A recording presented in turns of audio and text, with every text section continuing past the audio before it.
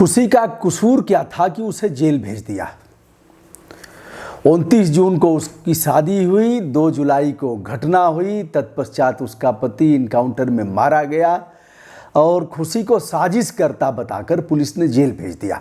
अब पुलिस का कहना है कि यह काम हमने जल्दबाजी में किया और इसके कोई आधार नहीं है, खुशी निर्दोष है, हम न्यायालय में जाकर के उसे जेल से मुक्त कराएंगे। मामला है कानपुर कांड से जुड़ा हुआ। विकास के बाद मुख्य अभियुक्त अमर हुआ करता था। अमर को हमीरपुर जिले में पुलिस ने एक मुठभेड़ में मार गिराया और खुशी को साजिश करता मानते हुए जेल भेज दिया। जिसके हाथों की मेहंदी अभी वैसी ही थी, छूट नहीं पाई थी, छूटने में महीने लगते। 9 दिन में सुहागन विधवा हो गई और पुलिस ने बगैर सोच विचार किए उसको जेल भेज दिया। जेल संजीव को भी भेजा जो अमर का पिता है। अमर के पिता संजीव पर तमाम मुकदमे दर्ज हैं और एक विशेष बात यह देखिए कि उस परिवार की कितनी हनक भनक थी और आपराधिक मामलों में किस तरह वह चढ़ बढ़ करके अग्रिम भूमिका निभाते थे और किस तरह पॉलिटिकल लोगों का संरक्षण था जिससे अब नहीं बताया जा सकता। वह मामले प्रकाश में नहीं आ पाएंगे। संजीव को मृतक घोषित कर दिया गया। पुलिस ने मान लिया था कि संजीव अब नहीं है और संजीव जिंदा था, इसलिए ऐसा किया गया था कि संजीव के ऊपर जो दर्ज मुकदमे हो सब मुकदमे ख़त्म हो जाए। बीट का सिपाही क्या किया, चौकीदार क्या किया, उस थाने का जो बीट का दरोगा है उसने क्या किया, किसने किसने रिपोर्ट लगाया। लखपाल ने रिपोर्ट लगा दिया होगा कि अब संजीव नहीं रहा, खतौनी में चढ़ गया होगा। यह सब काम होता रहा। मैं मूल विषय पर आ रहा हूँ।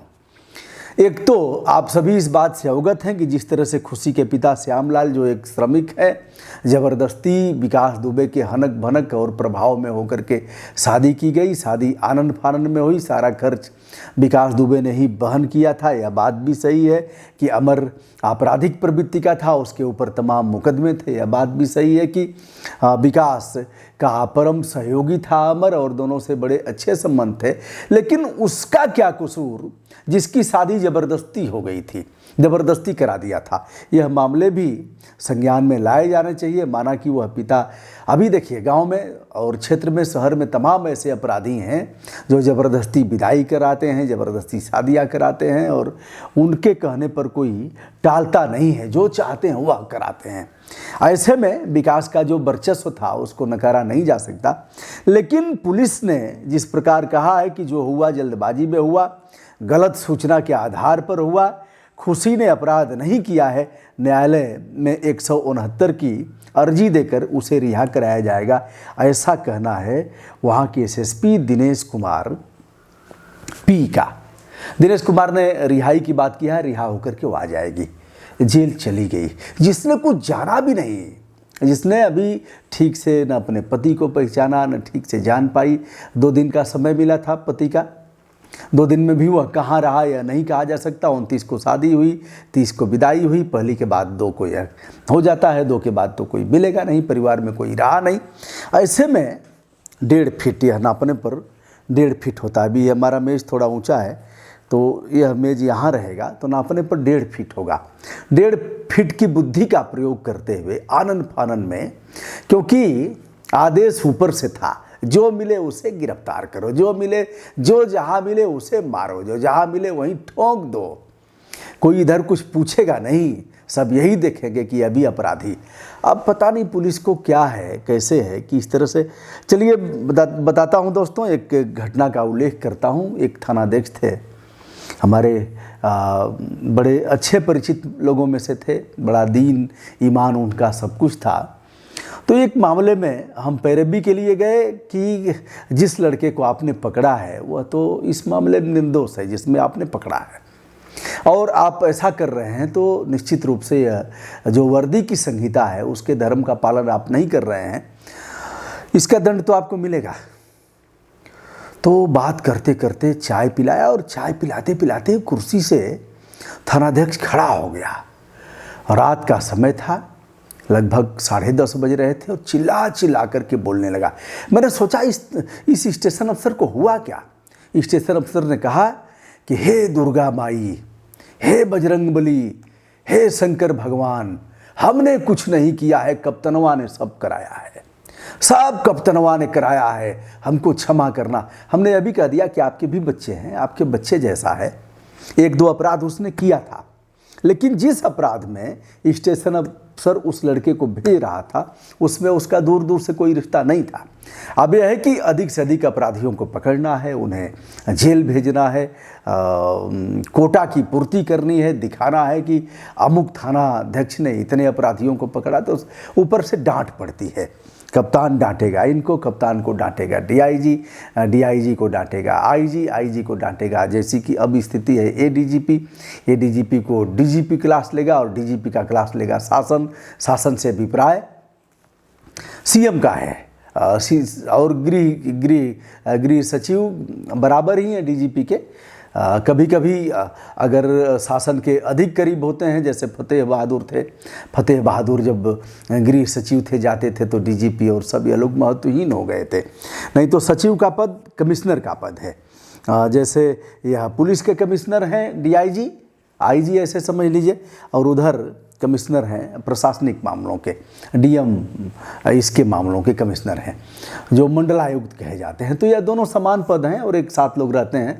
थोड़ा सा सीनियर जूनियर का है, ज़्यादा महत्व है कमिश्नर का, उसके बाद डीआईजी का, लेकिन एक साथ लोग रहते हैं, ऐसे होता है। ऐसे ही जिलों में है, जिलाधिकारी का है, पुलिस अधीक्षक का है, उसके नीचे आप आएंगे अपर जिलाधिकारी का है, अपर पुलिस अधीक्षक का है, उसके नीचे आएंगे तो जो पद है तहसील स्तरीय है, जो क्षेत्राधिकारी हैं पुलिस के, उस स्तर का पद है जो बांटा गया है।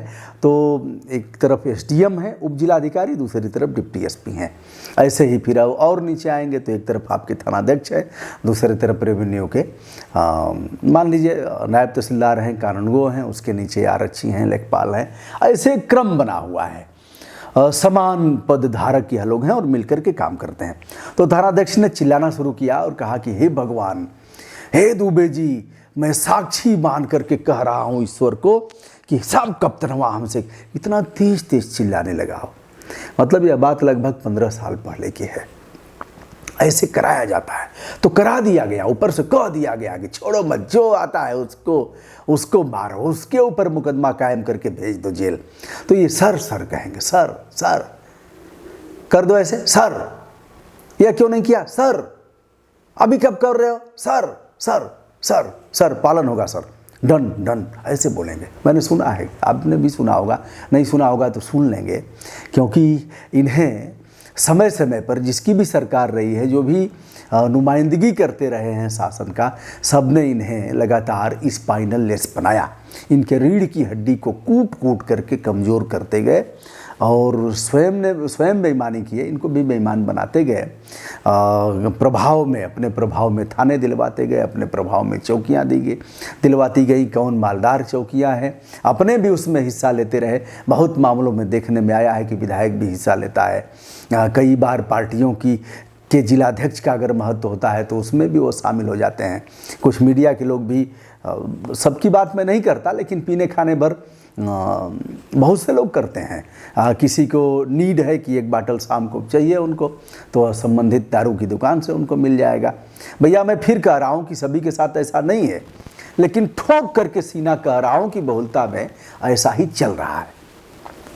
तो अब खुशी रिहा होगी, खुशी को तो आपने छीन लिया। एक तो विधवा बन गई, इनकाउंटर पर भी लगातार सवाल खड़े किए जा रहे हैं। अपराधी जेल जाएगा, अपराधी के ऊपर सुसंगत धाराओं में अपराध पंजीकृत होगा, अपराधी को फांसी हो, अपराधी को आजीवन कारावास हो, सब होगा, लेकिन पकड़ करके आप उसे नहीं ठोक सकते। यह विधि की मर्यादा के प्रतिकूल है। ठीक है, बहुत दिन मामले चले, न्यायालय को भी अपने अधिकार का प्रयोग करते हुए कहना चाहिए हमारी सीमा में कैसे घुस रहे हो। कुछ तमाम न्यायिक सेवा के लोग जुड़े हुए हैं, अगर चर्चा होती भी रहती है तो न्यायालय को इस मामले में आगे आकर के कहना चाहिए कि यह हमारा क्षेत्राधिकार है। और आपने कैसे किया, रिपोर्ट मांग लेते, जिला जज से रिपोर्ट मांग लेते, हाई कोर्ट अगर मांग लेता, जिला जज से रिपोर्ट मांगता, डीएम एसपी से रिपोर्ट मांगता, तो इस तरह की घटनाएं नहीं होती। लेकिन लगातार उनके जो अधिकार हैं वह स्वयं संकुचित कर रहे हैं, और इधर कार्यपालिका लगातार चढ़ बढ़ करके करते जा रही है कि हम ही सब कुछ हैं, जो कर देंगे, इस पर कुछ होगा नहीं, क्योंकि बास का हमारे ऊपर संरक्षण है। और बास को भी इसका ज्ञान नहीं है। जिस संविधान की शपथ बास से विप्राय तमाम ऐसे लोग हैं, मुखिया से लेकर के और उनके, जिन लोगों ने कि हम लोकतंत्र के सबसे पवित्र ग्रंथ की शपथ खाते हैं कि हम विधि की मर्यादा का पालन करेंगे, इसके अतिरिक्त कुछ नहीं करेंगे, तो उसे धारण करना चाहिए। यह भी एक घोर अन्याय है अपने आप के प्रति, उस पद के प्रति, उस चेयर के प्रति, तो उसका भी दंड समय समय पर भुगतना पड़ेगा। ऐसा नहीं है लोगों ने भुगता है, आज लग रहा होगा कि हम ही सर्वशक्तिमान है, जो हमने कह दिया वही यथार्थ है और वही ईश्वर की बाणी है, ऐसा है नहीं। तो दोस्तों, खुशी रिहा होगी, लेकिन सारी खुशियाँ, उस बेचारी की सारी खुशियाँ जिसका कोई 2 दिन में वो जान भी नहीं पाएगी। परिवार वालों ने, उसकी माँ ने कहा होगा, पति पति आपस में, गरीब पति पति आपस में बात किए होंगे, तो कहे होंगे कि चलो कोई बात नहीं, क्या पता यह जाएगी तो वह सुधर जाएगा। इसके जाने के बाद बहुत सी लड़कियों ने सुधार भी दिया है, मांसाहारी परिवारों को शाकाहारी बना दिया, अपराधी परिवार को लाइन पर ले आ दिया, बच्चों को खींच तान करके, और किसी गुटखा खाने वाले का गुटखा छूट गया, शराबी का शराब छूट गया, गांजा वाले को गांजा छुड़ा दिया, परिवार को लाइन पर ले आया। ऐसी तमाम लड़कियों ने किया है, वह वेलकम की पात्र है। ऐसे मामलों को मैं दिखाऊंगा भी, रो करके, गा करके, अपने प्रभाव का इस्तेमाल करके, समझा बुझा करके, और प्रेम के आगोश में तमाम ऐसा है जो ठान लें वो हो जाता है। अब पुलिस के ऊपर इतना ही कहना है कि जो इन्होंने किया वह बहुत खराब किया। खैर खून खांसी खुशी, खैर खून खांसी खुशी, खैर जो पान में लगाते हैं, खून से अभिप्राय अपराध का है, खांसी से अभिप्राय खांसी आती है, खुशी से अभिप्राय प्रसन्नता की अनुभूति होती है।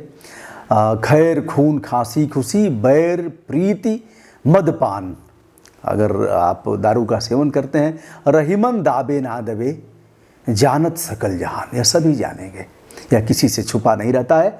ऐसे पुलिसकर्मियों के गुड सेंस की कामना करता हूं, और जो लोग ऐसा करवा रहे हैं उनके भी सद्बुद्धि की कामना करता हूं।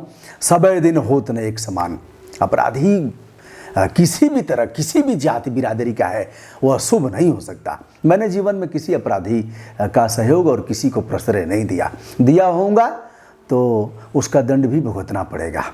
दिया अगर कभी होगा, कभी कुछ बातचीत किया, चाहे कुछ प्रश्रय दिया, तो कभी अज्ञानता के कारण ऐसा हुआ होगा। जीवन में ऐसा नहीं होगा, और जिंदा कौमों को ऐसा नहीं करना चाहिए, उसका दंड भी भोगेंगे। मैं हूं ब्रजभूषण दुबे, यूट्यूब चैनल ब्रजभूषण मार्कंडेय से आज इस विषय पर आपसे वार्ता करते हुए, अपने विचार आप सभी तक संप्रेषित करते हुए, हमारा चैनल यदि आपको अच्छा लगता हो तो ब्रजभूषण मार्कंडेय है जो हमारे चैनल का नाम है, उसे सब्सक्राइब, लाइक तथा शेयर करते हुए हमारा मनोबल बढ़ाएंगे। धन्यवाद।